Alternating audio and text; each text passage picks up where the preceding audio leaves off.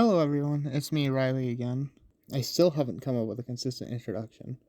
However, I have thought of a new video topic to procrastinate making until the end of this month.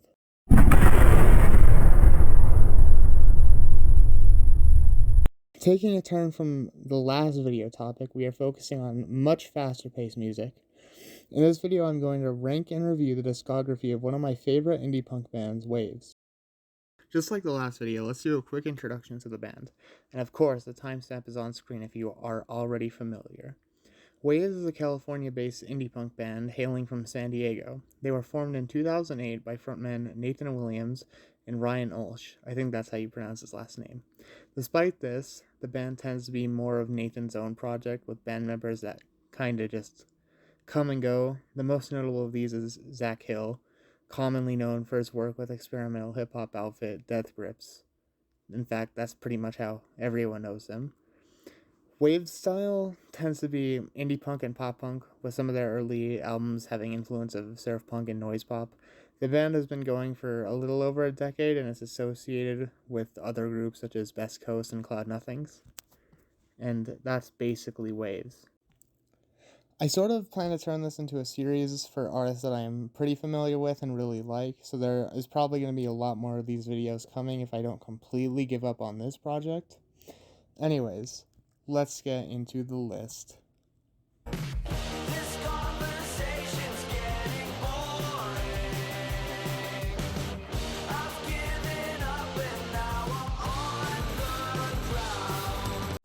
All the Way at Dead last in 9th place, Wavves' 5th studio album. This is actually the only Wavves album I dislike. Usually I'm fine with Nathan's nasally singing, but it just does not work at all on this album. And it's usually just really ultra grating on the ears on most songs. And it's full of generic pop punk songs. There's really only 2 or so songs I ever find myself coming back to, and only 2 or so songs I would recommend to anyone. Those 2 being the 2nd track, Way Too Much, and the 10th track, Tarantula.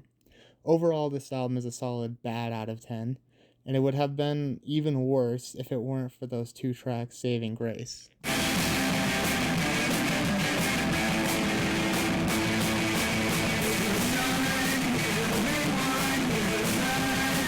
Despite being in 8th place, Wavves' debut self-titled album is leagues above 5, and to be quite honest, I don't even really like it that much. Usually I'm a big fan of more lo-fi projects after all. I'm a major fan of groups like Pavement, Car Seat Headrest, and Elvis Presley. It's just a little too lo-fi for my baby years, I guess.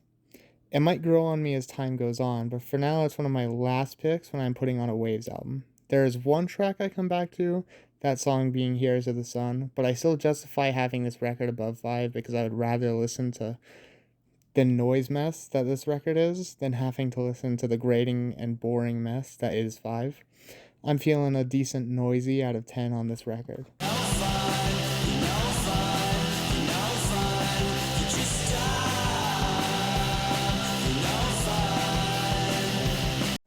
At 7th place, not even a studio album by the way, but the 2011 EP, Life Sucks. And I justify having this on the list because I feel like it. And that is why. I don't have much to say about the EP, but it just kind of seems like a lesser version of what we saw on King of the Beach. Maybe even scrap songs for some of these. Only reason I would really put it above self-titles is simply for the fact that it's an easier project to listen to, at least on my baby years. This project is a pretty solid mid out of 10.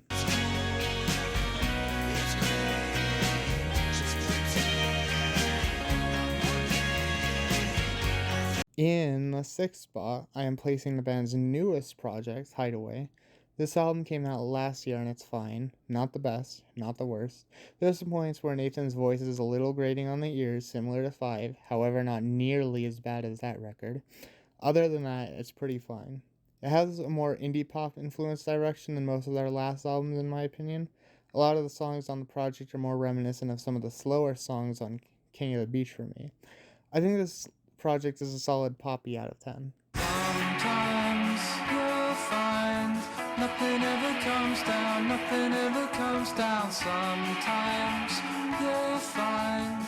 At number 5, the collaboration project with Cloud Nothings from the same year 5 was released, No Life for Me.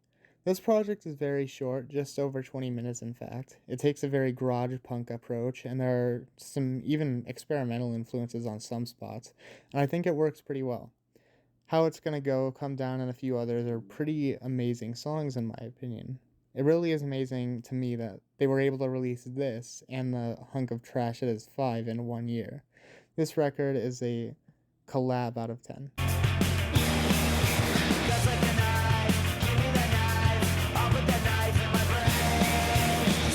Number 4, 2013's Afraid of Heights, is a pretty good album. I feel it pales in comparison to their previous record, but it's got a lot of good songs on it still.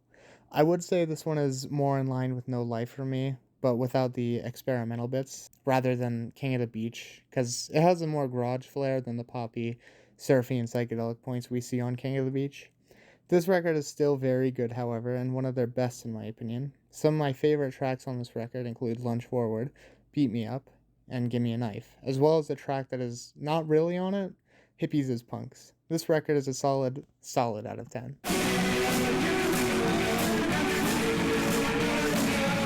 Finally, to the top 3, the record Wavves, with 3 V's, by the way, not 2. This one is so weird to place, because I don't particularly like any of the songs on this record, besides Beach Demon, but this is like my favorite 40 minutes of lo-fi noise I've heard. I think there's something charming about it, something I feel like the self-titled record didn't have, despite being very lo-fi as well. This record is vibes out of 10. I feel you standing there, gazing into the sunshine. At the Silver Podium, the band's 2017 project, You're Welcome, is a great return to form after the band was slowly creeping downhill release after release after they put out the album King of the Beach. While it's missing the lo-fi flair of the first 2 or 3 albums, this album is a great pop punk and noise pop album that I can listen to pretty much from start to finish without any skips. There's a few cuts that even remind me of King of the Beach to a certain extent. I recommend the songs Daisy, You're Welcome, Million Enemies, Hollowed Out, Animal. Fuck, at this rate, I might as well tell you to listen to every song in the album. Except you should do that. You should do exactly that. Listen to all of them right now. This is an amazing comeback out of 10.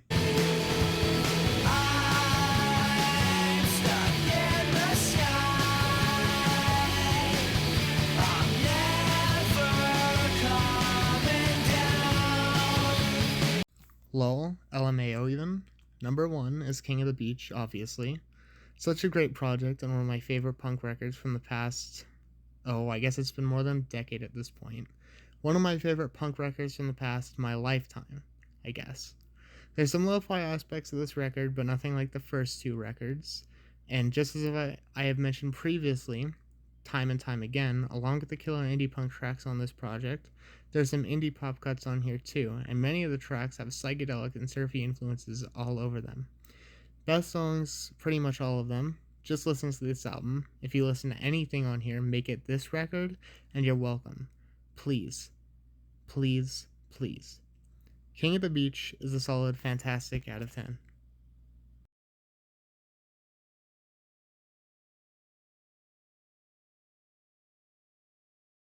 Off topic, but a few years ago I saw a comment on the YouTube upload for the song Super Soaker from the record King of the Beach, and basically the comment says it sounds like he's saying Bill Clinton hula hoops, and now whenever I listen to the song I sing Bill Clinton hula hoops to the song, so you get to know that now.